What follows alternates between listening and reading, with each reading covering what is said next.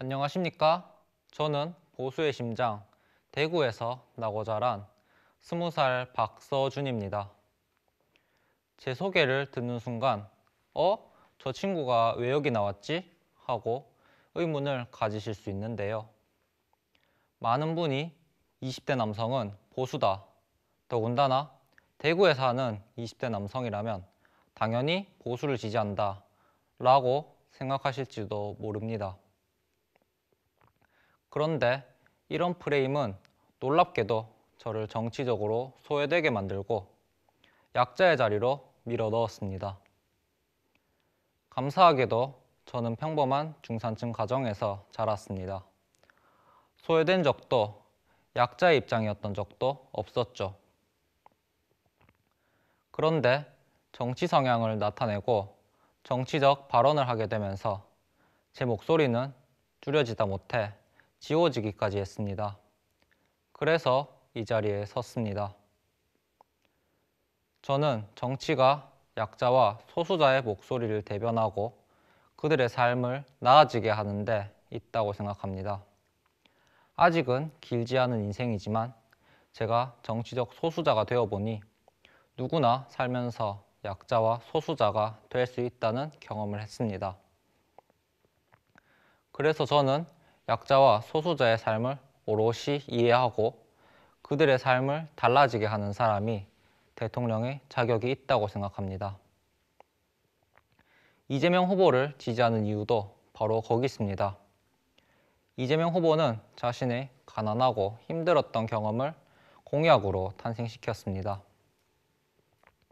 아버지가 주워온 썩기 직전의 과일만 먹었기에 냉장고 가득 신선한 과일을 채워 아이들이 마음껏 먹을 수 있게 했고 교복 한번 입어보지 못한 서름을 다음 세대 아이들은 느끼지 못하도록 했죠.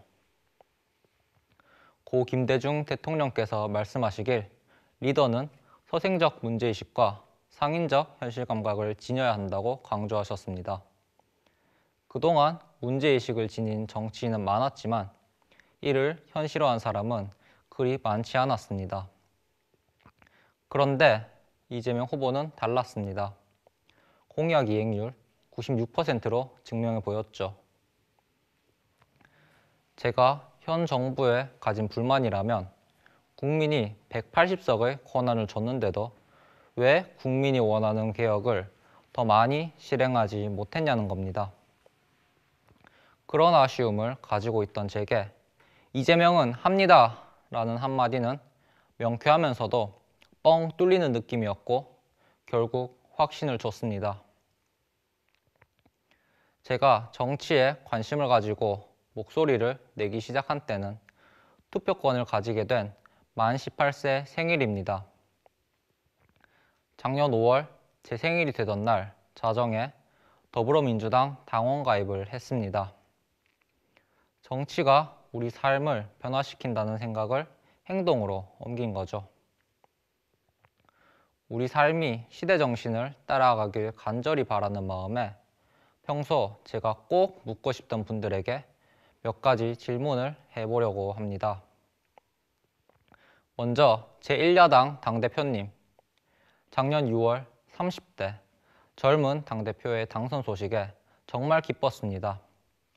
이전과는 다르겠지. 새로운 정치를 하겠지. 그런데 과연 그 기대에 부응하셨습니까? 세대교체의 요구에 응답하셨습니까? 제1야당 대통령 후보님, 먼저 지난달 광주를 찾았을 때 지역 내 총생산이 가장 낮은 도시가 광주라고 하셨죠? 아닙니다. 틀렸습니다. 1인당 지역 내 총생산 전국 꼴찌는 안타깝게도 제 고향 대구입니다. 그것도 무려 28년째 꼴찌입니다. 대구 12개 지역구 국회의원 모두가 보수정당 출신입니다. 그런데 대체 그동안 무엇을 하셨습니까? 긴 세월 대구 시민의 뜨겁고도 무한한 지지를 받았으면서 열심히 하겠다는 말씀만 하고 왜 결과가 없습니까? 왜 아무것도 달라지지 않았습니까? 작년 7월 동성로에 있는 한 지역 백화점이 문을 닫았습니다. 그곳은 대구 시민들에겐 단순한 상업 건물이 아닙니다. 무려 77년을 이어온 대구의 랜드마크이자 대구 시민에겐 추억의 장소입니다. 저도 시험이 끝나면 그곳에서 친구들을 만났습니다. 제 부모님도 연애 시절 그 백화점 정문이나 남문에서 아버지는 어머니를, 어머니는 아버지를 설레는 마음으로 기다렸다고 합니다. 그곳은 세대를 이어주던 특별한 공간이었습니다. 대구의 중심이자 최고 상권인 동성로엔 이제 사람이 없습니다. 전국 꼴찌라는 게 피부로 느껴집니다. 대한민국 3대 대도시 중 하나였던 대구가 이런 몰락의 길을 걷는 동안 대체 보수정당의 정치인들은 무엇을 하셨습니까? 대구를 위해, 대구 시민을 위해 최선을 다하겠다던 한 국회의원은 당선 소감을 이렇게 밝혔습니다. 지역구의 혁신적인 변화와 추진 중인 수건사업의 해결, 그리고 무능한 현 정부를 심판하기 위해 전심전력을 다하겠노라고. 하지만 그분이 한 일은 대구 시민이 아닌 자신과 아들을 위해서였습니다. 50억 원의 부정한 뇌물 논란으로 결국 의원직에서 물러났죠. 대한민국의 현실 앞에서 좌절하는 청년 세대에게 조금 더 부끄럽지 않습니까? 대구 경북의 보수 지지자 여러분, 이런 대통령 후보를, 이런 지역구 국회의원을 아직도 뽑으실 겁니까? 우리 삶을 뒷걸음질 치게 하는 보수 야당에 또 한 번 속으실 겁니까? 여러분의 자녀와 손주의 미래를 제발 고민해 주십시오. 마지막으로 제1야당 대통령 후보님께 한 가지 더 묻고 싶습니다. 여성가족부만 폐지하면 젠더 갈등이 사라질까요?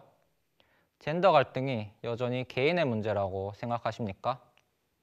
아닙니다. 틀렸습니다. 여성가족부는 남성을 차별하는 곳이 아닙니다. 구조적으로 존재해온 잘못된 차별을 국가가 나서서 바꾸고 모두가 행복한 성평등 사회를 만드는 곳입니다. 왜 젠더 이슈로 남녀를 갈라치게 하십니까? 왜 혐오를 조장하십니까? 왜 저희를 성별로 싸우게 만드십니까? 정말 양심을 걸고도 구조적 문제가 아니라고 생각하십니까? 만약 그 말이 진심이라면 저는 요즘 젊은 사람들 말로 킹받습니다. 아무리 표가 필요해도 거대 야당의 대통령 후보가 하기엔 너무 수준 낮은 발언이 아닐까요? 제발 청년을 정치에 이용하지 말아 주십시오. 20대 대선의 열쇠가 저희 MZ세대에 달렸다고들 합니다. 그래서 호소합니다. 당신의 성별이 무엇이든, 당신이 사는 지역이 어느 곳이든 만약 불평등을 겪고 있다고 느낀다면 이재명 후보에게 투표해 주십시오. 그리고 당선 후 당당히 요구하십시오. 우리가 뽑은 대통령에게 우리가 겪고 있는 불평등과 구조적 문제를 바꾸어 달라고. 우리 청년들에게 더 많은 기회를 만들어 달라고 목소리를 높여 주십시오. 우리는 더 나은 세상을 향해 멈추지 않고 나아가야 합니다. 바로 내일이 선거입니다. 이전과는 다른 대한민국. 나를 위해, 그리고 우리를 위해 기호 1번 이재명을 지지합니다. 위기에 강한 유능한 경제 대통령 이재명입니다. 감사합니다.